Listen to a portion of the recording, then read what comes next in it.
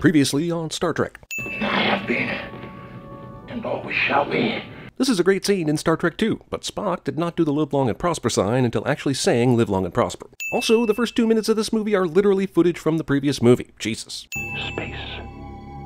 The final frontier. Whisper narration. More than 2 minutes of cloud and space credits that do nothing for nobody. If the movie is directed by Spock, then that takes all the fun out of trying to find Spock. The death of Spock is like an open wound. It was a dark and stormy night. The timing is excellent, Mr. Scott. You fix the barn door after the horses come home. Well, that's a dick-headed thing to say, especially over the all-ship radio. You think Scotty doesn't know this already, ass? 8 weeks, sir. But you don't have 8 weeks, so I'll do it for you in 2.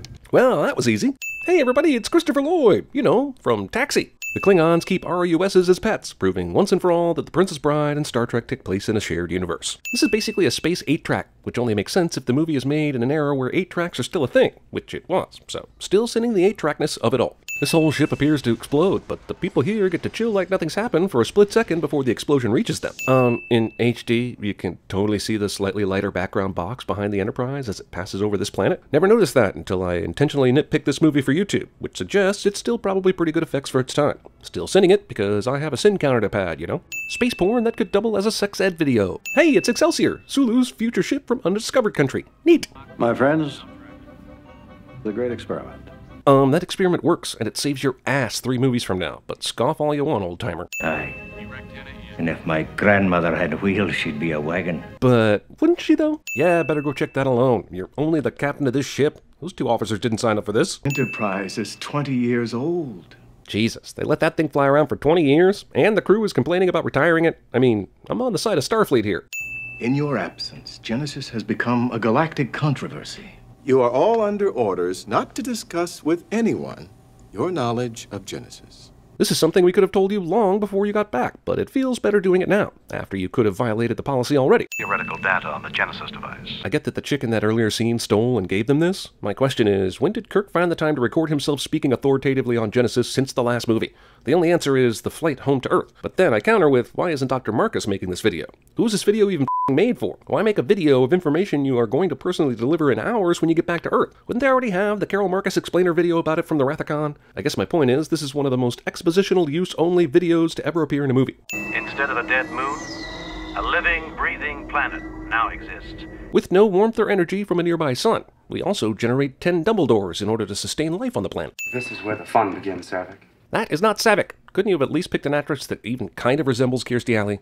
Sector 2 indicating desert terrain. Minimal vegetation. But why? The Genesis Project creates life out of nothing. How would that include a desert with minimal vegetation?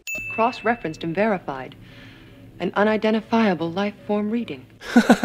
Do you even hear yourself speaking that incongruous sentence? Verified, unidentifiable readings? Why do we beam it up? Yeah, sure, an unidentifiable life form. Why not? Luckily, the captain is hilariously and obviously by the book, so this idea is not entertained. Uhura has a ravioli ring. Well, phew, that search for Spock didn't take long, and, well, Spock trusted you, and you denied him his future. Spock's dad, the audience, everyone in the universe except for Kirk seems to realize the Genesis planet would revive Spock. Mind melding just got a whole lot sexier. Oh yeah! Sarek is getting more free homemade porn right now with green aliens than I ever will. Even after seeing Bones literally say things Spock would say, after breaking into Spock's quarters, then hearing this shit about Vulcans mind melding with someone before they die, Kirk still doesn't make the connection that Spock's essence is inside Bones. Yes, he wonders aloud if Spock joined with someone else and goes to check the video, but he should f***ing know it's Bones instantly, no? Man, it's insane how many angles the Enterprise was recording this from, right? It's almost cinematic. Repeat. And augment. Augment? That's the Starfleet jargon version of the zoom and enhance cliche.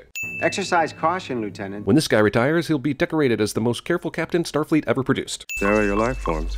These were microbes on the tube surface. Microbes, by their very definition, are microscopic living organisms.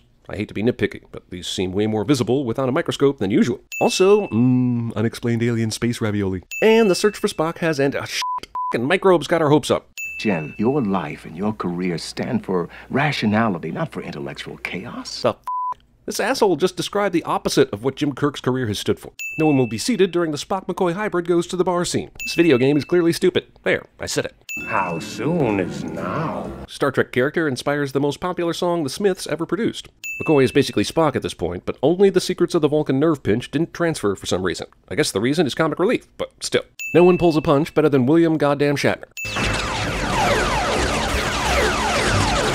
Yes, let's put away that amazing super useful Destructoid gizmo and never use it again in the future history of our adventures. Word of Kirk and Sulu breaking bones out of prison should be all over Starfleet at this point, and the Enterprise the #1 search location. But these simple facts will not get in the way of the plot. Also, a movie will make it seem like hijacking and piloting a Starfleet vessel with a handful of people is easy, even though Star Trek Into Darkness would have us believe it takes a superhuman brain to create a super ship that is top secret, and oh my god, what have I become? The ship should need more people to operate, is all I meant to say.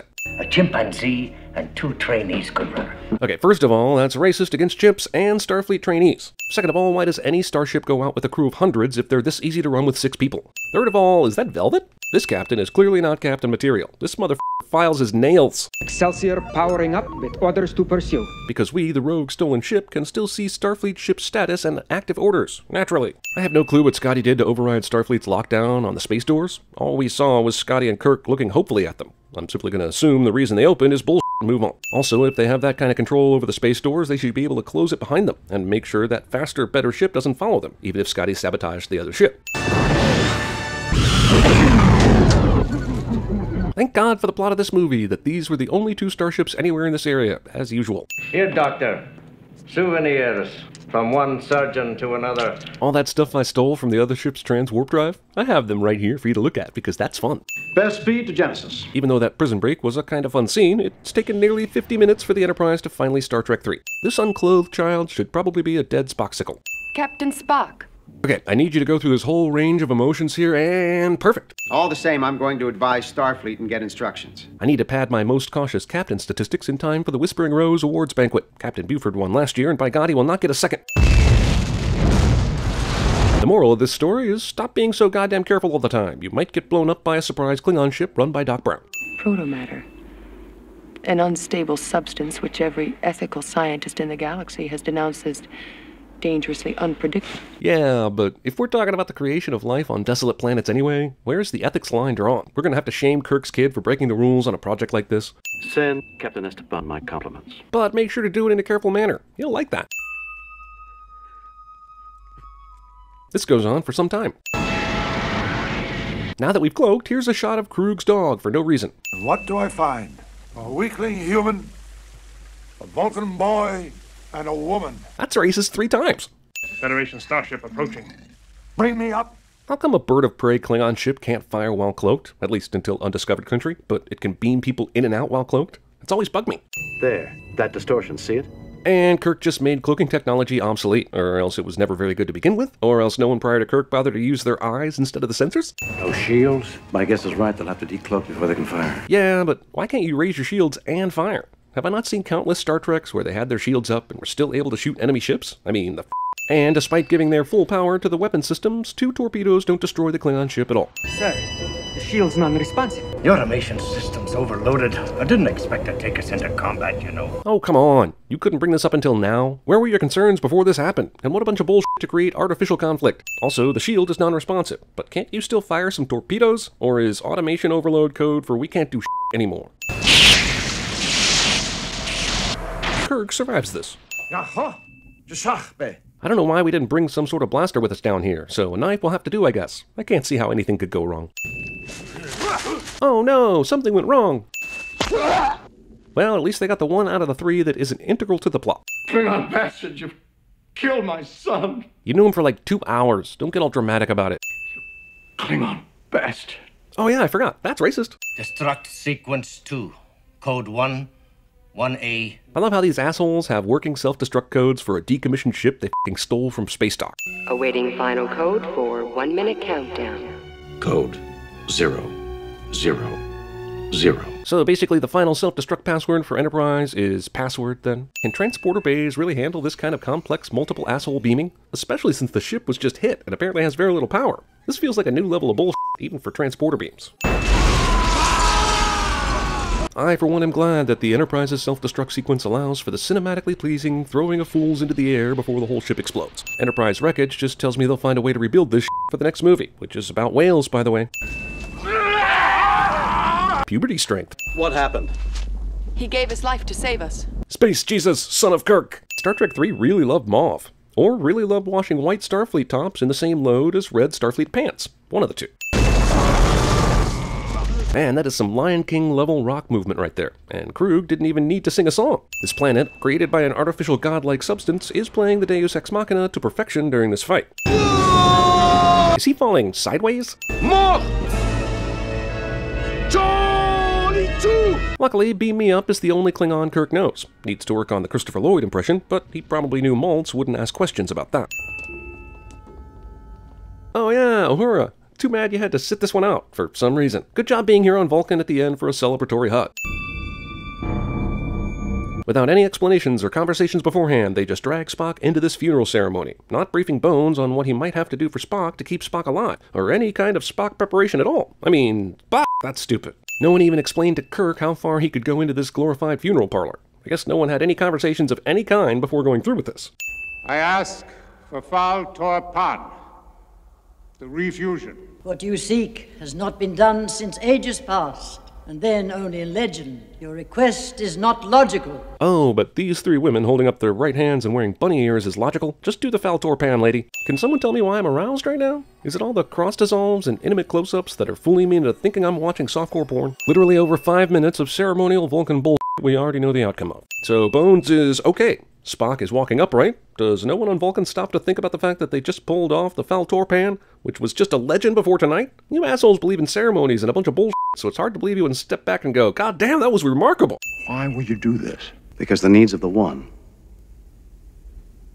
outweighed the needs of the many. Kirk flipped the script on you, Spock. Damn. Wait a minute, that still doesn't make any sense. I can't help but think this whole thing could have been avoided if they'd just brought Spock back to his home planet in the first fucking place. Sure, he wouldn't have gotten that sweet regenesis to magically come back to life, but we could have avoided this movie at least. Bring on the whales!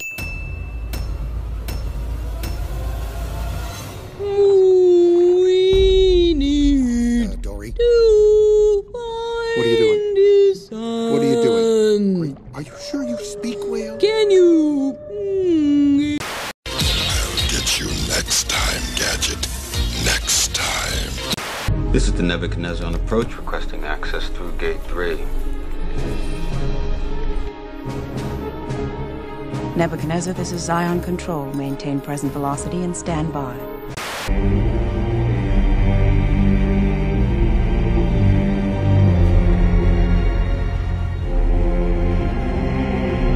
No, Jim. The Enterprise would never stand the pounding. Phrasing?